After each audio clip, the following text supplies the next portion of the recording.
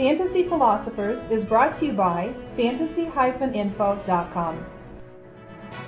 2 years ago, Steve Breaston really broke out in his second season coming out of Michigan as he was Arizona Cardinals' third receiver on the team, had 77 receptions, over 1,000 yards. This was a really nice season, unexpected season for a guy that you already got Larry Fitzgerald and Anquan Boldin on this team. You didn't think another guy was going to come out and post over 75 receptions and 1,000 yards on this team.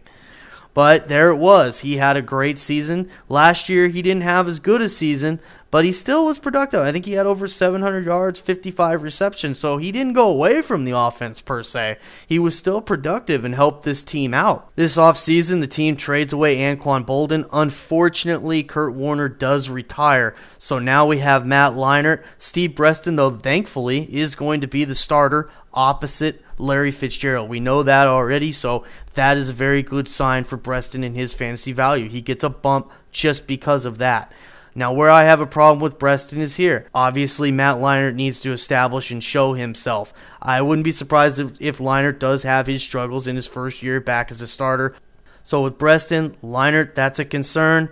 The other big concern that I have for him, and maybe it's most relevant, is his touchdown totals.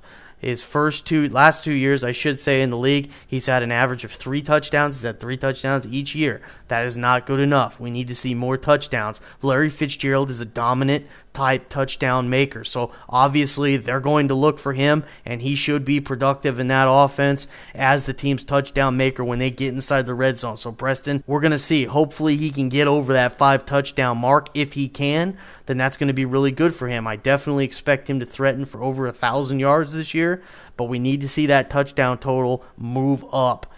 Right now, Breaston makes for a very nice depth receiver to have on your team. He's close to being a starter. Again, we need to see more production there, and Matt Leinart takes steps to becoming the quarterback that I at least think he can be.